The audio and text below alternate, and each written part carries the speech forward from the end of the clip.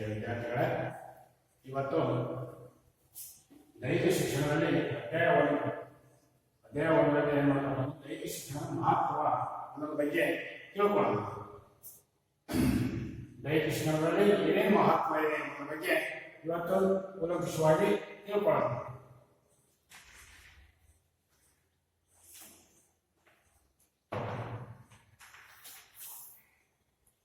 ಶಾಲಾ ಹಂತದ ಪಠ್ಯಕ್ರಮವಾಗಿ ಶೈಕ್ಷಣಿಕ ಮತ್ತು ಮಾನಸಿಕ ಪ್ರಗತಿಯನ್ನು ಸಾಧಿಸುವಲ್ಲಿ ಸಹಕಾರಿಯಾಗಿದೆ.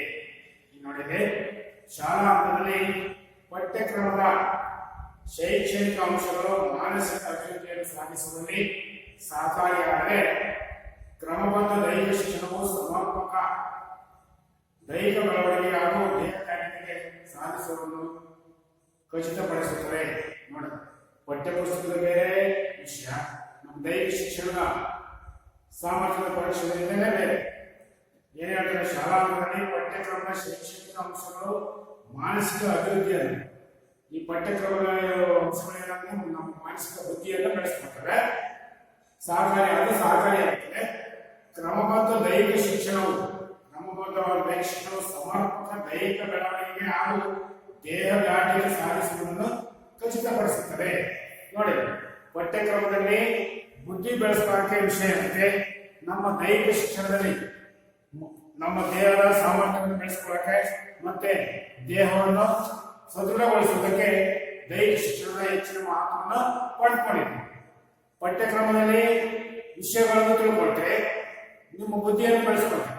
ನಮ್ಮ ದೈಹಿಕ ಶಿಕ್ಷಣದಲ್ಲಿ ವಿಷಯವನ್ನು ತಿಳ್ಕೊಂಡು ಮತ್ತು ದೈಹಿಕ ಚಟುವಟಿಕೆಗಳನ್ನು ಮಾಡಿ ನಮ್ಮ ದೇಹದ ಸದೃಢತೆಯನ್ನು ಬೆಳೆಸ್ಕೊಳ್ತೀವಿ ಅಲ್ವಾ? ಸದೃಢತೆಯನ್ನು ಸಹ ಬೆಳೆಸ್ಕೊಳ್ತೀವಿ. ಅದಕ್ಕೆ ಇವು ಎರಡು ಶ್ರಮ, ನಾಣ್ಯದ ಎರಡು ಮುಖಗಳಿದ್ದಂತೆ. ಪಠ್ಯಕ್ರಮದ ವಿಷಯವೇ ಮತ್ತು ದೈಹಿಕ ಶಿಕ್ಷಣದ ಚಟುವಟಿಕೆಗಳು ಸಹ ಎರಡು ನಾಣ್ಯದ ಮುಖಗಳಿದ್ದಂತೆ, ಹಾಗೆ ಸಹಕಾರಿಯಾಗಿದೆ. ಮತ್ತೆ ದೈಹಿಕ ಶಿಕ್ಷಣವು ಪ್ರಾಥಮಿಕ ಶಾಲಾ ಮಟ್ಟದಿಂದ ಶಿಕ್ಷಣದ ಎಲ್ಲಾ ಹಂತಗಳಲ್ಲಿಯೂ ಸಮಗ್ರ ಶಿಕ್ಷಣದ ಅವಿಭಾಜ್ಯ ಅಂಗವಾಗಿದೆ. ನೋಡಿ, ದೈಹಿಕ ಶಿಕ್ಷಣವು ಪ್ರಾಥಮಿಕ ಶಾಲಾ ಮಟ್ಟದಿಂದ ಶಿಕ್ಷಣದ ಎಲ್ಲಾ ಹಂತಗಳಲ್ಲಿಯೂ ಎಲ್ಲಾ ಶಿಕ್ಷಣದಲ್ಲಿಯೂ ಹಂತಗಳಲ್ಲಿಯೂ ಸಮಗ್ರ ಶಿಕ್ಷಣದ ಅವಿಭಾಜ್ಯ ಅಂಗವಾಗಿದೆ. ಯಾವುದು? ದೈಹಿಕ ಶಿಕ್ಷಣ. ಇದು ಎಲ್ಲಾ ವಿಭಾಗವೂ ಸಹ ಸಮಗ್ರವಾದ ಅವಿಭಾಜ್ಯ ಅಂಗವಾಗಿದೆ. ದೈಹಿಕ ಶಿಕ್ಷಣ ವಿವಿಧ ಬಗೆಯ ದೈಹಿಕ ಚಟುವಟಿಕೆಗಳಲ್ಲಿ ಭಾಗವಹಿಸುವುದರೊಂದಿಗೆ ದೈಹಿಕ ಶಿಕ್ಷಣದಲ್ಲಿ ವಿದ್ಯಾರ್ಥಿಗಳು ಆರೋಗ್ಯಕರ ಜೀವನ ಶೈಲಿಯ ಮೂಲಭೂತ ತತ್ವಗಳನ್ನು ಮೈಗೂಡಿಸಿಕೊಳ್ಳುತ್ತಾರೆ. ಇಲ್ಲಿ ನೋಡಿದೆ, ವಿವಿಧ ಬಗೆಯ ದೈಹಿಕ ಚಟುವಟಿಕೆಗಳಲ್ಲಿ ಭಾಗವಹಿಸುವುದರೊಂದಿಗೆ ಮೂಲಭೂತ ತತ್ವಗಳನ್ನು ಮೈಗೂಡಿಸಿಕೊಳ್ಳುತ್ತಾರೆ. ಮೂಲಭೂತ ತತ್ವಗಳು ಯಾವುದೇ ದೈಹಿಕ ಶಿಕ್ಷಣದಲ್ಲಿ ಚಟುವಟಿಕೆಗಳನ್ನು ಭಾಗವಹಿಸಿಬಿಟ್ಟು ಮೂಲಭೂತವಾದ ಚಟುವಟಿಕೆಗಳನ್ನು ಮೈಗೂಡಿಸಿಕೊಳ್ಳೋದು, ನಾವು ತಿಳ್ಕೊಳ್ಳೋದು. ಮೈಗೂಡಿಸಿಕೊಳ್ಳೋದು ಅಂದ್ರೆ ನಾವು ದೈಹಿಕ ಶಿಕ್ಷಣ ಚಟುವಟಿಕೆಗಳನ್ನು ಭಾಗವಹಿಸಿ ಅದರ ಮೂಲಭೂತ ಸೌಕರ್ಯಗಳನ್ನು ಪಡ್ಕೊಳ್ಳೋದು. ಇದರಿಂದಾಗಿ ಭವಿಷ್ಯದಲ್ಲಿ ಆರೋಗ್ಯವಂತ ಹಾಗೂ ತಿಳುವಳಿಕೆಯಿಂದ ಕೂಡಿದ ನಾಗರಿಕರು ಹೊರಹೊಮ್ಮುತ್ತಾರೆ. ನಮ್ಮ ದೇಶದಲ್ಲಿ ದೈಹಿಕ ಚಟುವಟಿಕೆಗಳಲ್ಲಿ ಭಾಗವಹಿಸಬೇಕು. ದೈಹಿಕ ಚಟುವಟಿಕೆಗಳಲ್ಲಿ ಭಾಗವಹಿಸುವುದರಿಂದ ನಮ್ಮ ದೇಹವು ಆರೋಗ್ಯಕರವಾಗಿರುತ್ತದೆ, ನಮ್ಮ ಮನಸ್ಸು ಸಹ ಆರೋಗ್ಯವಾಗಿ, ಬುದ್ಧಿಯೂ ಸಹ ಚುರುಕಾಗಿರುತ್ತದೆ, ದೇಹದಾಟಿಕೆ ಸದೃಢವಾಗಿ ಬೆಳೆಯುತ್ತದೆ. ಹೆಚ್ಚಿನ ವಿಷಯ ಸಂಗ್ರಹಿಸಲಿಕ್ಕೆ ಇದು ಸಹಕಾರಿಯಾಗಿದೆ ದೈಹಿಕ ಶಿಕ್ಷಣ ಅಲ್ವಾ? ಭವಿಷ್ಯದಲ್ಲಿ ಆರೋಗ್ಯವಂತವಾದ ಮತ್ತು ತಿಳುವಳಿಕೆಯಿಂದ ಕೂಡಿದ ಪ್ರಜೆ ಹುಟ್ಟಾಗ್ತಾರೆ. ನಾಗರಿಕರು ಹೊರಬರ್ತಾರೆ, ಒಳ್ಳೆಯ ನಾಗರಿಕರಾಗಿ ಹೊರಬರ್ತಾರೆ. ದೈಹಿಕ ಚಟುವಟಿಕೆಗಳಲ್ಲಿ ಭಾಗವಹಿಸಿ ಉತ್ತಮ ಆರೋಗ್ಯವಂತ ತಿಳುವಳಿಕೆಯಿಂದ ಕೂಡಿದ ನಾಗರಿಕರು ಹೊರಹೊಮ್ಮುತ್ತಾರೆ. ಯಾವುದರಿಂದ? ದೈಹಿಕ ಶಿಕ್ಷಣ ಚಟುವಟಿಕೆಗಳನ್ನು ಭಾಗವಹಿಸುವುದರಿಂದ ಅಲ್ವಾ? ಜೀವನದುದ್ದಕ್ಕೂ ಆರೋಗ್ಯಕರ ದೈಹಿಕ ಚಟುವಟಿಕೆಗಳನ್ನು ಅನುಭವಿಸಲು ಅಗತ್ಯ ಜ್ಞಾನ, ಕೌಶಲ್ಯ ಹಾಗೂ ದಿಟ್ಟತನವನ್ನು ದೈಹಿಕವಾಗಿ ಸುಶಿಕ್ಷಿತ ವ್ಯಕ್ತಿಗಳನ್ನು ರೂಪಿಸುವುದು ದೈಹಿಕ ಶಿಕ್ಷಣದ ಗುರಿಯಾಗಿದೆ.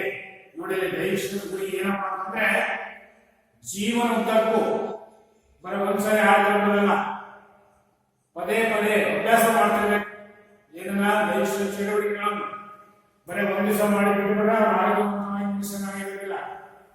ದೈಹಿಕ ಚಟುವಟಿಕೆಗಳನ್ನು ದಿನಪೂರ್ತಿ ದಿನಂಪ್ರತಿ ದಿವಸ ಜೀವನೋದ್ದಕ್ಕೂ ಅಲ್ವಾ ಆರೋಗ್ಯಕರ ದೈಹಿಕ ಚಟುವಟಿಕೆಗಳನ್ನು ಅನುಭವಿಸಲು ಅಗತ್ಯ ಜ್ಞಾನ ಬೇಕು, ಮತ್ತೆ ಕೌಶಲ್ಯ ಬೇಕು, ಸ್ಕಿಲ್ಸ್ಗಳು ಬೇಕು. ಸುಮ್ಮನೆ ನಾನು ಸೇರ್ತೀನಿ ಆಟಕ್ಕೆ, ಇದನ್ನ ಸ್ಕಿಲ್ಸ್ಗಳು ತಿಳ್ಕೊಂಡಿರ್ಬೇಕು, ಅಗತ್ಯ ಜ್ಞಾನ ಇರಬೇಕು. ಯಾವ ಆಟ ಆಡಲು ಹಿಂಗೆ ಆಡಬೇಕು, ಈ ಕಬಡ್ಡಿ ಆಟ ಆಡೋದಾಗಲಿ, ವಾಲಿಬಾಲ್ ಆಟ ಆಡೋದಾಗಲಿ, ಖೋ ಆಟ ಆಡೋದಾಗಲಿ ಅವನು ಆ ಆಟದ ಬಗ್ಗೆ ತಿಳ್ಕೊಂಡಿರ್ಬೇಕು, ಅಗತ್ಯ ಜ್ಞಾನ ಇರಬೇಕು, ಮತ್ತೆ ಸ್ಕಿಲ್ಸ್ ಕೌಶಲ್ಯಗಳು ಸಹ ತಿಳ್ಕೊಂಡಿರ್ಬೇಕು. ಹಾಗೂ ದಿಟ್ಟತನವುಳ್ಳ ದೈಹಿಕವಾಗಿ ಸುಸಜ್ಜಿತ ವ್ಯಕ್ತಿಗಳನ್ನು ರೂಪಿಸುವುದು ದೈಹಿಕ ಶಿಕ್ಷಣದ ಗುರಿಯಾಗಿದೆ. ನಮ್ಮ ದೈಹಿಕ ಶಿಕ್ಷಣದ ಗುರಿ ಏನಪ್ಪಾ ಅಂತಂದ್ರೆ ಕೌಶಲ್ಯ ಹಾಗೂ ದಿಟ್ಟತನವುಳ್ಳ ದೈಹಿಕವಾಗಿ ಸುಸಜ್ಜಿತ ವ್ಯಕ್ತಿಗಳನ್ನು ರೂಪಿಸುವುದು ದೈಹಿಕ ಶಿಕ್ಷಣದ ಒಳ್ಳೆಯ ವ್ಯಕ್ತಿಗಳನ್ನು ರೂಪಿಸುವುದು ನಮ್ಮ ದೈಹಿಕ ಶಿಕ್ಷಣದ ಗುರಿಯಾಗಿದೆ. ದೈಹಿಕ ಶಿಕ್ಷಣದಲ್ಲಿ ಒಳ್ಳೆಯ ವ್ಯಕ್ತಿಯಾಗಿ ಹೊರಹೊಮ್ಮುತ್ತಾನೆ. ದೇಹದಾಢ್ಯವಾಗಿ ಮತ್ತು ಬುದ್ಧಿ ಚುರುಕಾಗಿ ಆರೋಗ್ಯವಂತವಾದ ಪ್ರಜೆಯಾಗಿ ಈ ನಮ್ಮ ದೈಹಿಕ ಶಿಕ್ಷಣದ ದೈಹಿಕ ಚಟುವಟಿಕೆಗಳನ್ನು ಮಾಡುವಂತ ಹೊರಬರುತ್ತದೆ. ಉತ್ತಮ ಆಹಾರಾಭ್ಯಾಸ ಹಾಗೂ ಸಮರ್ಪಕ ದೈಹಿಕ ಚಟುವಟಿಕೆಗಳನ್ನು ಒಳಗೊಂಡ ಆರೋಗ್ಯಕರ ಜೀವನ ಶೈಲಿಯಿಂದಾಗಿ ಸ್ಥೂಲ ಕಾಯ ಮತ್ತು ಸಂಬಂಧಿತ ಕಾಯಿಲೆಗಳನ್ನು ದೂರವಿಡಬಹುದು. ನೋಡಪ್ಪ, ದೈಹಿಕ ಚಟುವಟಿಕೆ ಏನು ಮಾಡೋದ್ರಿಂದ ಏನೇನು ಮಾಡಬಹುದು ಅಂತಂದ್ರೆ ಉತ್ತಮ ಆಹಾರಾಭ್ಯಾಸ, ಒಳ್ಳೆಯ ಆಹಾರಾಭ್ಯಾಸಗಳನ್ನು ಸಹ ಸೇವನೆ ಮಾಡಬೇಕು. ಮತ್ತೆ ಸಮರ್ಪಕ ದೈಹಿಕ ಚಟುವಟಿಕೆಗಳನ್ನು ಸಮರ್ಪಕವಾಗಿ ನಮ್ಮ ದೈಹಿಕ ಚಟುವಟಿಕೆಗಳನ್ನು ನಮ್ಮ ದೇಹಕ್ಕೆ ಆರೋಗ್ಯಯುತವಾದ ದೇಹಗಳನ್ನು ಮಾಡ್ತಿರ್ಬೇಕು, ಚಟುವಟಿಕೆಗಳನ್ನು ಮಾಡ್ತಿರ್ಬೇಕು. ಆಮೇಲೆ ಆರೋಗ್ಯಕರ ಜೀವನ ಶೈಲಿಯಿಂದಾಗಿ ಒಳ್ಳೆಯ ಆರೋಗ್ಯಕರವಾದ ಜೀವನ ಶೈಲಿಯಿಂದಾಗಿ ಸ್ಥೂಲ ಕಾಯ ನಮ್ಮ ದೇಹದಲ್ಲಿ ಹಲವಾರು ಕಾಯಿಲೆಗಳು ಮತ್ತು ಸಂಬಂಧಿತ ಹಲವಾರು ಕಾಯಿಲೆಗಳನ್ನು ದೂರವಿಡಬಹುದು. ನಮ್ಮ ದೈಹಿಕ ಚಟುವಟಿಕೆಗಳು ನಮ್ಮ ದೇಹದಲ್ಲಿ ಹಲವಾರು ಕಾಯಿಲೆಗಳಿರುತ್ತವೆ. ಅದರಿಂದ ಈ ದೈಹಿಕ ಚಟುವಟಿಕೆಗಳನ್ನು ಮಾಡುವುದರಿಂದ, ಒಳ್ಳೆಯ ಆಹಾರ ಸೇವನೆಯನ್ನು ಮಾಡುವುದರಿಂದ ನಮ್ಮ ಈ ಹಲವಾರು ಕಾಯಿಲೆ ರೋಗರುಜಿನಗಳನ್ನು ದೂರ ಇಡಬಹುದಾಗಿದೆ. ಅಷ್ಟು ಮಾತ್ರವಲ್ಲದೆ ಶಾಲಾ ಮಟ್ಟದಲ್ಲಿ ವಿದ್ಯಾರ್ಥಿಗಳು ದೈಹಿಕ ಶಿಕ್ಷಣ ತೊಡಗುವುದರಿಂದ ಸರ್ವತೋಮುಖ ಅಭಿವೃದ್ಧಿ ಸಾಧಿಸಲು ಅತ್ಯಂತ ಸಹಕಾರಿಯಾಗಿದೆ. ಇಷ್ಟಲ್ಲದೆ ನಮ್ಮ ವಿದ್ಯಾರ್ಥಿಗಳು ಶಾಲಾ ಹಂತದಲ್ಲಿ ಆಟಗಳಲ್ಲಿ ಭಾಗವಹಿಸಬೇಕು. ಸುಮ್ಮನೆ ಬಂದು ಕೂತ್ಕೊಳ್ಳೋದಲ್ಲ ಅಲ್ಲ, ನಾವು ಹೊರಗಡೆ ಬಿಟ್ಬಿಟ್ಕೊಂಡ ಆಟಗಳಿಗೆ ಸೇರ್ತವೆ. ನಾನು ಆಟ ಆಡ್ತಾನೆ ಅನ್ನೋದ ಸೋಮಾರಿ ಆಯ್ತಲ್ಲ, ಆಟಗಳಲ್ಲಿ ಪ್ರತಿಯೊಂದು ಆಟಗಳು ಭಾಗವಹಿಸಬೇಕು ವಿದ್ಯಾರ್ಥಿಗಳು. ಅದರಿಂದ ನಮ್ಮ ದೇಹ ಉತ್ತಮ ಆರೋಗ್ಯವಾಗಿರ್ತದೆ. ದೈಹಿಕ ಚಟುವಟಿಕೆಗಳನ್ನು ಮಾಡುವುದರಿಂದ, ಒಳ್ಳೆಯ ಆಹಾರದ ಸೇವನೆ ಮಾಡುವುದರಿಂದ ನಮ್ಮ ಆರೋಗ್ಯವಾಗಿರ್ತದೆ. ಅಭಿವೃದ್ಧಿ ಸರ್ವತೋಮುಖವಾದ ಅಭಿವೃದ್ಧಿಯನ್ನು ಸಾಧಿಸಲು ಅವಶ್ಯಕವಾಗಿರುತ್ತದೆ. ವಿವಿಧ ಪ್ರಕಾರದ ಚಲನೆಗಳು ಹಾಗೂ ದೈಹಿಕ ಚಟುವಟಿಕೆಗಳನ್ನಾಗಿ ದೈಹಿಕ ಸದೃಢತೆ ದೊರಕುವುದಲ್ಲದೆ ಬುದ್ಧಿಯು ವಿಕಾಸಗೊಳ್ಳುವುದು. ಕ್ರಮಬದ್ಧ ದೈಹಿಕ ಶಿಕ್ಷಣದಲ್ಲಿ ತೊಡಗುವುದರಿಂದ ದೈಹಿಕವಾಗಿ, ಮಾನಸಿಕವಾಗಿ ಹಾಗೂ ಭಾವನಾತ್ಮಕವಾಗಿ ನಿರಂತರ ಬೆಳೆಯುತ್ತಿರುವ ಶಾಲಾ ವಿದ್ಯಾರ್ಥಿಗಳು ಈ ಕೆಳಗೆ ಸೂಚಿಸಿದ ಲಾಭಗಳನ್ನು ಪಡೆಯಬಹುದಾಗಿದೆ. ನೋಡಿ, ದೈಹಿಕ ಚಟುವಟಿಕೆಗಳನ್ನು ಚಲನೆಗಳು ಹಾಗೂ ದೈಹಿಕ ಚಟುವಟಿಕೆಗಳನ್ನಾಗಿ ದೈಹಿಕ ಸದೃಢತೆ ದೊರೆಯುವುದಲ್ಲದೆ, ಈ ದೈಹಿಕ ಚಟುವಟಿಕೆ ಮಾಡುವುದು ದೇಹದ ಸದೃಢವಲ್ಲದೆ ಬುದ್ಧಿಯು ವಿಕಾಸವಾಗುತ್ತದೆ. ನಮ್ಮ ಬುದ್ಧಿಯು ಇನ್ನೂ ಬೆಳೆಯುತ್ತದೆ, ಚುರುಕಾಗುತ್ತದೆ. ಯಾವುದರಲ್ಲಿ ದೈಹಿಕ ಚಟುವಟಿಕೆಗಳು ಭಾಗವಹಿಸುವುದರಿಂದ ಬುದ್ಧಿಯು ಸಹ ವಿಕಾಸಗೊಳ್ಳುತ್ತದೆ. ಕ್ರಮಬದ್ಧ ದೈಹಿಕ ಶಿಕ್ಷಣ ತರುವುದರಿಂದ ದೈಹಿಕವಾಗಿ ಮತ್ತು ಮಾನಸಿಕವಾಗಿ ಹಾಗೂ ಭಾವನಾತ್ಮಕವಾಗಿ ನಿರಂತರ ಬೆಳೆಯುತ್ತಿರುವ ಈ ಶಾಲಾ ವಿದ್ಯಾರ್ಥಿಗಳು ಏನೇನು ಅಳವಡಿಸಿಕೊಳ್ಳಬೇಕಪ್ಪ ಅಂತಂದ್ರೆ ಈ ಕೆಳಗಿನ ಲಾಭಗಳನ್ನು ಅಳವಡಿಸಿಕೊಳ್ಳಬೇಕು. ಒಂದನೇದು ದೈಹಿಕ ದಾಢ್ಯತೆಯನ್ನು ಹೆಚ್ಚಿಸುತ್ತದೆ. ದೈಹಿಕ ದಾರ್ಢ್ಯತೆಯನ್ನು ಹೆಚ್ಚಿಸುತ್ತದೆ. ಯಾವುದರಲ್ಲಿ ಹೆಚ್ಚಿಸುತ್ತದೆ? ದೈಹಿಕ ಶಿಕ್ಷಣ ಚಟುವಟಿಕೆಗಳಲ್ಲಿ ಯಾರು ಭಾಗವಹಿಸ್ತಾರೋ ಅವರು ಅದರಲ್ಲಿ ಯಾರು ಹೆಚ್ಚಿನ ಇದರಲ್ಲಿ ಭಾಗವಹಿಸ್ತಾರೋ ಅವರಿಗೆ ದೈಹಿಕ ಚಟುವಟಿಕೆಗಳು ಭಾಗವಹಿಸೋದ್ರಿಂದ ಅವರಿಗೆ ದಾರ್ಢ್ಯತೆಯನ್ನು ನಮ್ಮ ದೇಹದ ದೈಹಿಕ ದಾರ್ಢ್ಯತೆಯನ್ನು ಇದು ಮಾಡಬೇಕು. ಮತ್ತೆ ಎರಡನೇದು ದೀರ್ಘಕಾಲಿಕ ಆರೋಗ್ಯ ಲಾಭಗಳು. ದೀರ್ಘಕಾಲಿಕ ಆರೋಗ್ಯ ಲಾಭಗಳು ಶರೀರದಲ್ಲಿ ಸಮ ಪ್ರಮಾಣದ ಬೊಜ್ಜನ್ನು ಕಾಯ್ದುಕೊಳ್ಳುವುದರೊಂದಿಗೆ ಸ್ಥೂಲ ಕಾಯವನ್ನು ಒಂದರಂತೆ ನೋಡಿಕೊಳ್ಳುವುದು. ನೋಡಿ, ಶರೀರದಲ್ಲಿ ಸಮ ಪ್ರಮಾಣದ ಬೊಜ್ಜನ್ನು ಕಾಯ್ದುಕೊಳ್ಳುವುದರಿಂದ ನೋಡಿ ದೈಹಿಕ ಶಿಕ್ಷಣ ಚಟುವಟಿಕೆಗಳಲ್ಲಿ ಭಾಗವಹಿಸುವುದರಿಂದ ನಮ್ಮ ದೇಹದಲ್ಲಿ ಬೊಜ್ಜು ಬೆಳೆದಿರ್ತಾರ ಅದನ್ನ ಸಮತೋಲನ ಮಾಡ್ಕೋಬೇಕಪ್ಪ ಅಂತಂದ್ರೆ ಸರಿದೂಗಿಸಬೇಕಪ್ಪ ಅಂತಂದ್ರೆ ದೈಹಿಕ ಶಿಕ್ಷಣ ಚಟುವಟಿಕೆಗಳಲ್ಲಿ ಪ್ರತಿಯೊಬ್ಬರು ಭಾಗವಹಿಸಿ ಮಾತ್ರ ನಮ್ಮ ದೇಹದ ಬೊಜ್ಜನ್ನು ಇಳಿಸ್ಕೋಬಹುದಾಗಿದೆ. ನಮ್ಮ ದೇಹದ ಎಲ್ಲ ಈಗ ನಾವು ಮನುಷ್ಯ ತಪ್ಪನಾಗಿರ್ತಾನೆ, ಬೊಜ್ಜು ಬೆಳೆದ್ಕೊಂಡಿರ್ತೀವಿ. ಸುಮ್ಮನೆ ತೇನ್ ಉಣ್ಣೋದು ಮಲಗೋದು ಓಡಾಡೋದು ಇಷ್ಟೇ ಆಗ್ಬಿಟ್ರೆ ನಮ್ಮ ದೇಹದ ಬೊಜ್ಜುಗಳು ಇರ್ತಾವಲ್ಲ ಕೈ ಕಾಲುಗಳು ನಮ್ಮ ದೇಹದಲ್ಲಿ ಅವು ಸಾಗೋದಿಲ್ಲ. ಆದ್ರಿಂದ ದೈಹಿಕ ಚಟುವಟಿಕೆಗಳಲ್ಲಿ ಭಾಗವಹಿಸೋದ್ರಿಂದ ಈ ಬೊಜ್ಜನ್ನು ಕರಗಿಸಬಹುದಾಗಿದೆ. ಮತ್ತು ಸ್ಥೂಲ ಕಾಯವನ್ನು ಒಂದರಂತೆ ನೋಡಿಕೊಳ್ಳುವುದು ಮತ್ತು ರಕ್ತದೊತ್ತಡವನ್ನು ನಿಯಂತ್ರಣದಲ್ಲಿಡುವುದು, ಅಧಿಕ ಕೊಲೆಸ್ಟ್ರಾಲ್ ಅನ್ನು ತಡೆಗಟ್ಟುವುದು ಹಾಗೂ ಸಕ್ಕರೆ ಕಾಯಿಲೆ ಮತ್ತು ಹೃದಯ ಸಂಬಂಧಿತ ಕಾಯಿಲೆಗಳನ್ನು ದೂರವಿಡಲು ಕ್ರಮ ಮತ್ತು ದೈಹಿಕ ಶಿಕ್ಷಣ ಸಹಕಾರಿಯಾಗಿದೆ. ನೋಡಿ, ನಮ್ಮಲ್ಲಿ ಹಲವಾರು ಕಾಯಿಲೆಗಳು, ಬಿಪಿ ಇದೆ, ರಕ್ತದೊತ್ತಡ, ಸಕ್ಕರೆ ಕಾಯಿಲೆ ಅಲ್ವಾ, ಶುಗರ್, ಇಂಥ ಕಾಯಿಲೆಗಳು ಬಹಳ ಇದೆ ಅಲ್ವಾ. ಮತ್ತೆ ಹೃದಯ ಸಂಬಂಧಿತ ಕಾಯಿಲೆಗಳು, ಹೃದಯ ಆಟಗಳು. ಅದರಿಂದ ರಕ್ತದೊತ್ತಡವನ್ನು ನಿಯಂತ್ರಣಗಳು ಚಟುವಟಿಕೆಗಳು ಮಾಡಬಹುದು. ಮತ್ತೆ ನಮ್ಮ ಈ ಶುಗರ್, ಸಕ್ಕರೆ ಕಾಯಿಲೆಯನ್ನು ತಡೆಗಟ್ಟಕ್ಕೆ ನಿಯಂತ್ರಣದಲ್ಲಿರುವುದಕ್ಕೆ ದೈಹಿಕ ಚಟುವಟಿಕೆಗಳನ್ನು ಮಾಡಲೇಬೇಕು. ಇವುಗಳನ್ನು ದೈಹಿಕ ಚಟುವಟಿಕೆಗಳು ಮಾಡೋದ್ರಿಂದ ಹೃದಯ ಸಂಬಂಧಿತ ಕಾಯಿಲೆಗಳು ಮತ್ತು ಸಕ್ಕರೆ ಕಾಯಿಲೆ ಆಮೇಲೆ ರಕ್ತದೊತ್ತಡ ಅತಿ ಕಡಿಮೆಯಾಗಿ ನಾರ್ಮಲ್ ಇರುತ್ತದೆ. ಯಾವುದರಲ್ಲಿ ನಮ್ಮ ದೈಹಿಕ ಚಟುವಟಿಕೆಗಳಲ್ಲಿ ಯಾರು ಭಾಗವಹಿಸ್ತಾರೋ ಚಟುವಟಿಕೆಗಳನ್ನು ಮಾಡ್ತಾರೋ ಅಂತವರಿಗೆ ಮಾತ್ರ ಇವು ಸಮಾನಾಂತರವಾಗಿರ್ತವೆ. ಆಯ್ತಾ? ಯಾವುದೋ ಭಾಗವಹಿಸಿದ ಸುಮ್ಕಿದ್ ಬಿಟ್ರೆ ದೈಹಿಕ ಚಟುವಟಿಕೆಗಳು ಮಾಡಿದ್ರೆ ಬರೀ ಊಟ ಮಾಡಿ ಮಲಗೋದು ಮಾಡಿಬಿಟ್ರೆ ಈಗ ಯಾವ ಕಾಯಿಲೆಗಳು ಎಲ್ಲ ಇನ್ನೂ ಜಾಸ್ತಿ ಆಗ್ತವೆ, ಹೊರತು ಕಡಿಮೆ ಆಗೋದಿಲ್ಲ. ಆದ್ದರಿಂದ ಪ್ರತಿಯೊಬ್ಬರು ಸಹ ವಿದ್ಯಾರ್ಥಿಗಳು ದೈಹಿಕ ಚಟುವಟಿಕೆಗಳಲ್ಲಿ ಭಾಗವಹಿಸಬೇಕು.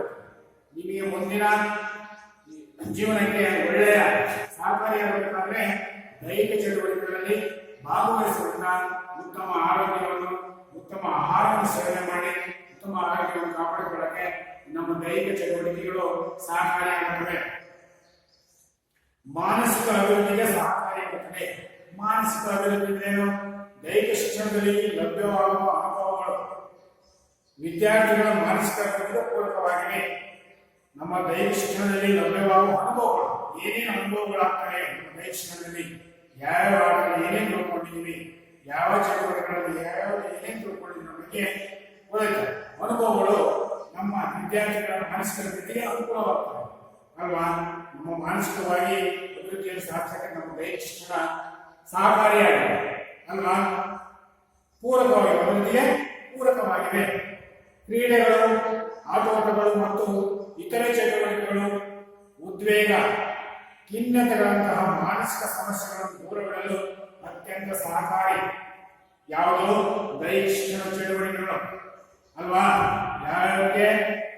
ಕ್ರೀಡೆಗಳು, ಆಟಗಳು, ಮತ್ತೆ ಆಟೋಟಗಳು ಮತ್ತು ಇತರೆ ಚಟುವಟಿಕೆಗಳು ಉದ್ವೇಗ,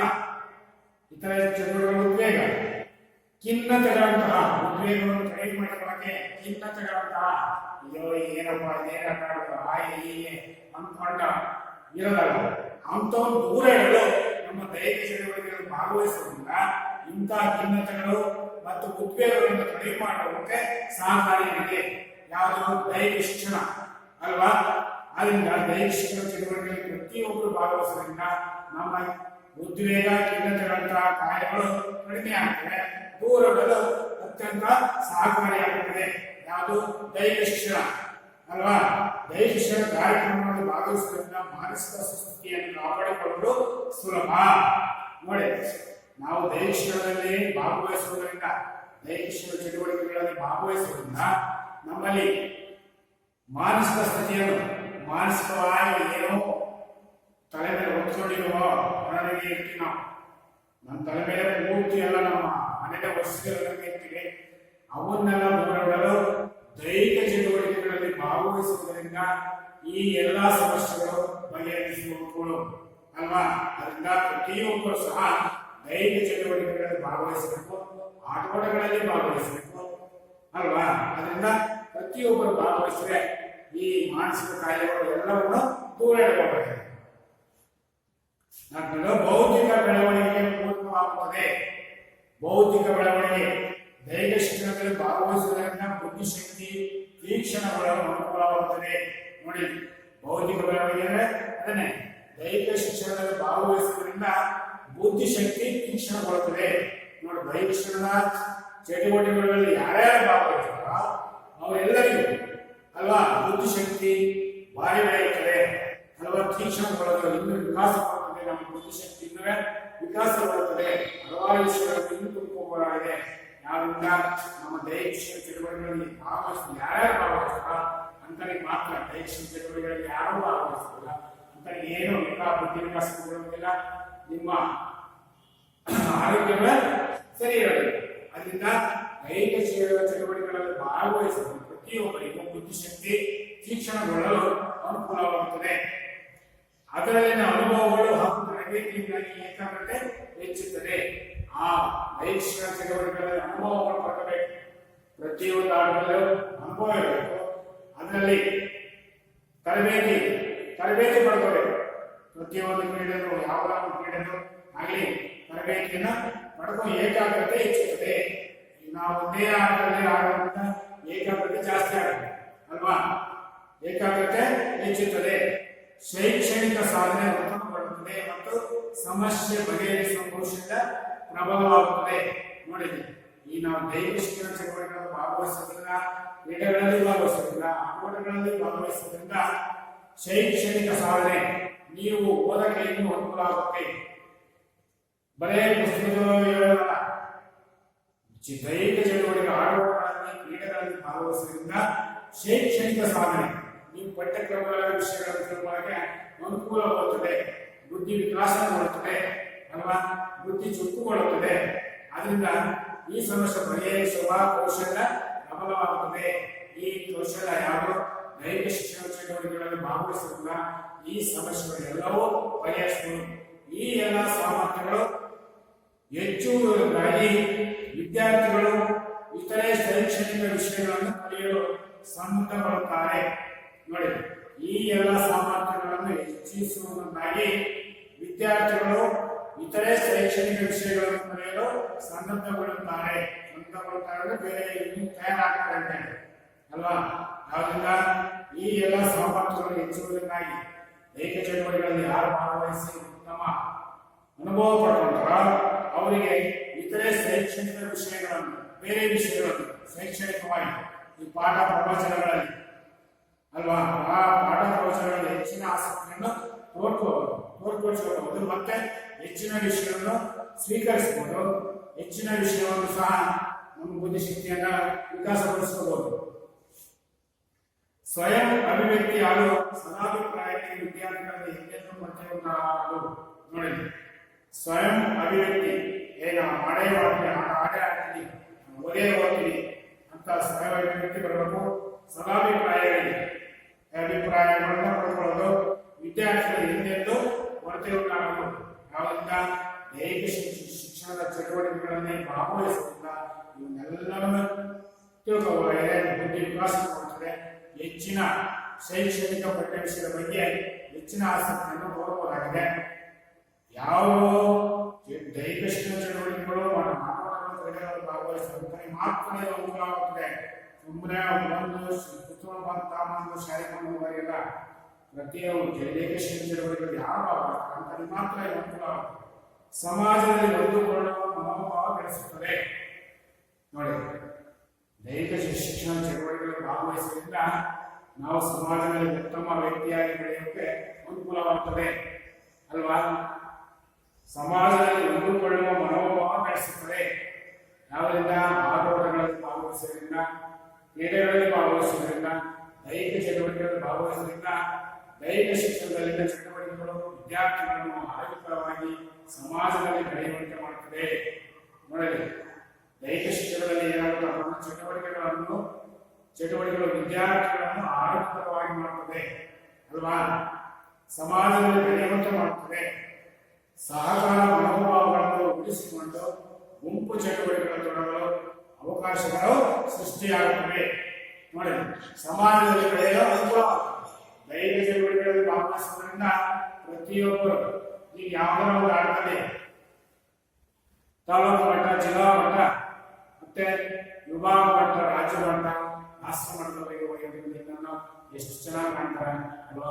ಸಮಾಜದಲ್ಲಿ ನಿಮ್ಮನ್ನ ಹೊಂದಿಕೊಳ್ಳುವಂತೆ ನೋಡ್ಕೊಳ್ತಾರೆ, ಮತ್ತೆ ಒಳ್ಳೆಯ ಉತ್ತಮ ವ್ಯಕ್ತಿಯಾಗಿ ಬೆಳೆಯುತ್ತಾರೆ. ಉತ್ತಮ ನಡತೆಯನ್ನು ಬೆಳೆಸಿಕೊಳ್ಳಲು ವಿದ್ಯಾರ್ಥಿಗಳಿಗೆ ಅನುಕೂಲಕರ ಸನ್ನಿವೇಶಗಳನ್ನು ದೈಹಿಕ ಶಿಕ್ಷಣ ಕಾರ್ಯಕ್ರಮಗಳಲ್ಲಿ ಮೂಡಿ ಬರುತ್ತದೆ. ನೋಡಿ, ಉತ್ತಮವಾದ ವಿದ್ಯಾರ್ಥಿಗಳು ಉತ್ತಮ ನಡತೆಯನ್ನು ಬೆಳೆಸಿಕೊಳ್ಳಲು ಅನುಕೂಲವಾಗುತ್ತದೆ. ಯಾವುದರಿಂದ? ದೈಹಿಕ ಶಿಕ್ಷಣ ಚಟುವಟಿಕೆಗಳಲ್ಲಿ ಭಾಗವಹಿಸುವುದರಿಂದ ಅಲ್ವಾ. ಉತ್ತಮ ನಡತೆಯನ್ನು ಕಲಿತಬಹುದು. ಅನುಕೂಲಕರವಾದ ಸನ್ನಿವೇಶಗಳು ದೈಹಿಕ ಶಿಕ್ಷಣ ಕಾರ್ಯಕ್ರಮಗಳಲ್ಲಿ ಮೂಡಿ ಬರುತ್ತವೆ ಅಲ್ವಾ. ಮತ್ತೆ ಆರೋಗ್ಯಕರ ಕ್ರಿಯಾಶೀಲ ಮತ್ತು ಶಿಸ್ತುಬದ್ಧ ಜೀವನ ಶೈಲಿಗೆ ಮಾರ್ಗದರ್ಶನವಾಗುತ್ತದೆ ಅಲ್ವಾ. ಆರೋಗ್ಯಕರವಾದ ಕ್ರಿಯಾಶೀಲ ಮತ್ತು ಶಿಸ್ತುಬದ್ಧ ಜೀವನ ಶೈಲಿಗೆ ಮಾರ್ಗದರ್ಶನವಾಗುತ್ತದೆ. ಯಾವುದು? ದೈಹಿಕ ಶಿಕ್ಷಣದಲ್ಲಿ ಭಾಗವಹಿಸುವ ದೈಹಿಕ ಶಿಕ್ಷಣದ ಚಟುವಟಿಕೆಗಳಲ್ಲಿ ಭಾಗವಹಿಸುವುದು. ಇಷ್ಟೆಲ್ಲ ಅಂದುಕೊಂಡ್ರೆ ಚಿಕ್ಕ ವಯಸ್ಸಿನಲ್ಲಿ ರೂಢಿಸಿಕೊಂಡಿರುವ ಆರೋಗ್ಯಕರ ಹಾಗೂ ಕ್ರಿಯಾಶೀಲ ಜೀವನ ಕ್ರಮವು ವಿದ್ಯಾರ್ಥಿಗಳ ಜೀವನಕ್ಕೆ ಮುಂದುವರಿಯುವುದು. ನೋಡೋಣ, ಈ ದೈಹಿಕ ಶಿಕ್ಷಣದಲ್ಲಿ ಭಾಗವಹಿಸುವ ಏನೇನು ಅನುಕೂಲ ಆಗ್ತದೆ ಅಂದ್ರೆ, ಚಿಕ್ಕ ವಯಸ್ಸಿನಲ್ಲಿ ರೂಢಿಸಿಕೊಂಡಿರುವ ಆರೋಗ್ಯಕರ ಹಾಗೂ ಕ್ರಿಯಾಶೀಲ ಜೀವನ ಕ್ರಮವು ವಿದ್ಯಾರ್ಥಿಗಳ ಜೀವನದಲ್ಲಿ ಮುಂದುವರಿಯುವುದು. ಒಳ್ಳೆಯ ಶಿಸ್ತಿನ ಜೀವನವನ್ನು ಚಿಕ್ಕ ವಯಸ್ಸಿನಲ್ಲಿ ಯಾವುದರಿಂದ? ದೈಹಿಕ ಶಿಕ್ಷಣದ ಚಟುವಟಿಕೆಗಳನ್ನು ಭಾಗವಹಿಸುವುದರಿಂದ ಚಿಕ್ಕ ವಯಸ್ಸಿನಲ್ಲೇ ಶಿಸ್ತಿನ ಸಿಪಾಯಿಗಳಾಗಬಹುದು ಅಲ್ಲ. ಒಳ್ಳೆಯ ಆರೋಗ್ಯವಾಗಿರುವುದು. ಇದರಿಂದಾಗಿ ಆರೋಗ್ಯವಂತ ನಾಗರಿಕರ ನಿರ್ಮಾಣವಾಗುವುದರಲ್ಲಿ ಸಂಶಯವೇ ಇಲ್ಲ. ಯಾವುದರಿಂದ? ದೈಹಿಕ ಶಿಕ್ಷಣ ಚಟುವಟಿಕೆಗಳು ಭಾಗವಹಿಸಿ ಉತ್ತಮವಾದ ಸಮಾಜದಲ್ಲಿ ನಿಮ್ಮನ್ನ ಎಷ್ಟು ಚೆನ್ನಾಗಿ ಮಾಡ್ತಾರೆ. ಜೀವನದ ಅವಿಭಾಜ್ಯ ಅಂಗವಾಗಿದೆ. ಕ್ರೀಡೆಗಳು, ಆಟೋಟಗಳು ಜೀವನದ ಅವಿಭಾಜ್ಯ ಅಂಗವಾಗಿ ಬರುತ್ತವೆ ಹಾಗೂ ಸ್ವಯಂ ಪ್ರೇರಿತ ಶಿಸ್ತಿನ ಜೀವನವನ್ನು ನಡೆಸಿಕೊಂಡು ಹೋಗಲು ಅಡಿಪಾಯವಾಗುತ್ತವೆ. ನೋಡಿ, ಕ್ರೀಡೆಗಳಲ್ಲಿ ಭಾಗವಹಿಸಿದ ಆಟೋಟಗಳಲ್ಲಿ ಜೀವನದ ಅವಿಭಾಜ್ಯವಾಗಿದೆ. ಇವುಗಳಲ್ಲಿ ಭಾಗವಹಿಸಿಟ್ಟು ಹೆಚ್ಚಿನ ಆಸಕ್ತಿಯನ್ನು ಪಡ್ಕೊಂಡ್ರೆ, ಹೆಚ್ಚಿನ ಅಭ್ಯಾಸವನ್ನು ತರಬೇತಿಯನ್ನು ಪಡ್ಕೊಂಡ್ರೆ ಹಾಗೂ ಸ್ವಯಂ ಪ್ರೇರಿತ ಶಿಸ್ತಿನ ಜೀವನವನ್ನು ನಡೆಸಿಕೊಂಡು ಹೋಗಲು ಅಡಿಪಾಯವಾಗುತ್ತದೆ ಅಲ್ವಾ. ಮನೆಗಳಲ್ಲಿ ಬೇಸ್ಮೆಂಟ್ ಮಾಡಿರ್ತಾನೆ, ಗೋಡೆಗಳಿಲ್ಲ. ಆ ರೀತಿಯಾಗಿ ನೀವು ಚಿಕ್ಕ ವಯಸ್ಸಿನಿಂದಲೇ ಚೆನ್ನಾಗಿ ದೈಹಿಕ ಚಟುವಟಿಕೆಗಳನ್ನು ಮಾಡ್ತಾ ಆಟೋಟಗಳಲ್ಲಿ ಭಾಗವಹಿಸುತ್ತಾ ಹೆಚ್ಚಿನ ಅಭ್ಯಾಸ ಮಾಡಿದ್ರೆ ಮುಂದೆ ನಿಮ್ಮ ಜೀವನಕ್ಕೆ ಅನುಕೂಲವಾಗುತ್ತದೆ. ಕ್ರೀಡಾ ಮನೋಭಾವವನ್ನು ಬೆಳೆಸುತ್ತದೆ. ಕ್ರೀಡಾ ಮನೋಭಾವವನ್ನು ಸಹ ಬೆಳೆಸುತ್ತದೆ. ಯಾವುದೇ ದೈಹಿಕ ಚಟುವಟಿಕೆಗಳಲ್ಲಿ ಭಾಗವಹಿಸುವುದರಿಂದ ಆಟೋಟಗಳಲ್ಲಿ ಸೋಲು ಮತ್ತು ಗೆಲುವನ್ನು ಸಮದೃಷ್ಟಿಯಿಂದ ಎದುರಿಸಲು ಬಲ್ಲವರು ಸುಖ ಮತ್ತು ದುಃಖವನ್ನು ಜೀವನದಲ್ಲಿ ಏಕರೀತಿಯಾಗಿ ಎದುರಿಸುತ್ತಾರೆ. ನೋಡಲಿ, ಕ್ರೀಡಾ ಮನೋಭಾವವನ್ನು ಆಟೋಟಗಳಲ್ಲಿ ಸೋಲು ಮತ್ತು ಗೆಲುವನ್ನು ಸಮದೃಷ್ಟಿಯಿಂದ ಎದುರಿಸಲು, ನಾ ಸೋತೆ ಅಂತೇಳಿ ಹಿಗ್ಗಲಲ್ಲ, ಗೆದ್ದೆ ಅಂತೇಳಿ ಹಿಗ್ಗಲಲ್ಲ, ಎರಡನ್ನು ಸಮವಾಗಿ ಸ್ವೀಕರಿಸಬೇಕು. ಸೋಲನ್ನು ಸಹ ಗೆಲುವನ್ನು ಸಹ ಎರಡನ್ನು ಸಮವಾಗಿ ಸ್ವೀಕರಿಸಿದರೆ ಮಾತ್ರ ಅಲ್ವಾ ಎದುರಿಸಲು ಬಲ್ಲವರು ಸುಖ ಮತ್ತು ದುಃಖವನ್ನು ಜೀವನದಲ್ಲಿ ಏಕರೀತಿಯಾಗಿ ಎದುರಿಸುತ್ತಾರೆ. ಯಾವುದರಲ್ಲಿ ಭಾಗವಹಿಸುವುದ? ದೈಹಿಕ ಚಟುವಟಿಕೆಗಳಲ್ಲಿ ಭಾಗವಹಿಸುವುದ ಸುಖ ಮತ್ತು ದುಃಖಗಳಲ್ಲಿ ಎರಡರಲ್ಲೂ ಸಹ ಸಮಪಾಲಾಗಿ ಇರುತ್ತಾರೆ. ಕ್ರೀಡೆಗಳಲ್ಲಿನ ಅನುಭವಗಳು ವಿದ್ಯಾರ್ಥಿಗಳಲ್ಲಿ ನಾಯಕತ್ವಗಳನ್ನು ಮೈಗೂಡಿಸಿ ಗುರುತಿಸಿಕೊಳ್ಳಲು ಅವಕಾಶ ಕಲ್ಪಿಸುತ್ತವೆ. ನೋಡಿ, ಕ್ರೀಡೆಗಳಿಂದ ಅನುಭವಗಳು ಏನಂತಪ್ಪ ಅಂತಂದ್ರೆ ವಿದ್ಯಾರ್ಥಿಗಳ ನಾಯಕತ್ವ ಗುಣಗಳನ್ನು ಬೆಳೆಸುತ್ತವೆ. ನಾಯಕತ್ವ ಗುಣ, ಲೀಡರ್ಶಿಪ್ ಅಲ್ಲ, ಮೈಗೂಡಿಸಲು ಅವಕಾಶ ಕಲ್ಪಿಸುತ್ತದೆ. ಯಾವುದರಿಂದ? ದೈಹಿಕ ಶಿಕ್ಷಣ ಚಟುವಟಿಕೆಗಳ ಆಟೋಟಗಳಲ್ಲಿ, ಕ್ರೀಡೆಗಳಲ್ಲಿ ಯಾರು ಭಾಗವಹಿಸಿ ಹೆಚ್ಚಿನ ಅನುಭವವನ್ನು ಪಡ್ಕೊಂಡಿರ್ತಾರೋ, ಹೆಚ್ಚಿನ ಸ್ಕಿಲ್ಸ್ಗಳು, ಕೌಶಲ್ಯಗಳನ್ನು ತಿಳ್ಕೊಂಡಿರ್ತಾರೋ ಆಟಗಳ ಬಗ್ಗೆ, ಅವರು ಮಾತ್ರ ವಿದ್ಯಾರ್ಥಿ ನಾಯಕತ್ವ ಗುಣಗಳನ್ನು ಬೆಳೆಸಿಕೊಳ್ಳಲು ಅನುಕೂಲಕರವಾಗಿದೆ. ನೈತಿಕತೆ ಮತ್ತು ಹೊಣೆಗಾರಿಕೆಗಳ ಗುಣಗಳು ದೈಹಿಕ ಶಿಕ್ಷಣ ಪಡೆದ ವಿದ್ಯಾರ್ಥಿಗಳನ್ನು ಸಾಮಾನ್ಯವಾಗಿ ಕಂಡುಬರುವುದು. ನೋಡಿ, ನೈತಿಕತೆ ಯಾರು ಕಂಡುಬರುತ್ತಪ್ಪ ಅಂತಂದ್ರೆ ದೈಹಿಕ ಚಟುವಟಿಕೆಗಳಲ್ಲಿ ಮತ್ತೆ ಆಟೋಟಗಳಲ್ಲಿ, ಕ್ರೀಡೆಗಳಲ್ಲಿ ಯಾರು ಭಾಗವಹಿಸಿ ಹೆಚ್ಚಿನ ಆಸಕ್ತಿಯನ್ನು ಪಡ್ಕೊಂಡಿರ್ತಾರೋ ಅಂತರಿಗೆ ಮಾತ್ರ ನೈತಿಕತೆ ಮತ್ತು ಹೊಣೆಗಾರಿಕೆಗಳಂತಹ ಗುಣಗಳು ದೈಹಿಕ ಶಿಕ್ಷಣ ಪಡೆದ ವಿದ್ಯಾರ್ಥಿಗಳಲ್ಲಿ ಸಾಮಾನ್ಯವಾಗಿ ಕಂಡುಬರುವುದು. ಪರವಾಗಿಲ್ಲ ನಡೆಸ್ಕೊಂಡು ಹೋಗ್ತಾನೆ ಅಂತೇಳಿ ಹೊಣೆಗಾರಿಕೆಯನ್ನು ಹೊಂದಿಕೊಂಡು ಅಂತಲೇ ಮಾತ್ರ ದೈಹಿಕ ಶಿಕ್ಷಣ ಕಂಡುಬರುತ್ತದೆ. ಸಾಮಾನ್ಯವಾಗಿ ವಿದ್ಯಾರ್ಥಿಗಳಲ್ಲಿ ಕಂಡುಬರುತ್ತದೆ. ಮತ್ತೆ ಅನವಶ್ಯಕ ಮಾನಸಿಕ ಒತ್ತಡಗಳನ್ನು ದೂರವಿಡಲು ಸಹಕಾರಿಯಾಗುತ್ತದೆ. ಅಲ್ಲ, ಸುಮ್ಮನೆ ಅನವಶ್ಯಕವಾಗಿ ಮಾನಸಿಕ ಒತ್ತಡಗಳು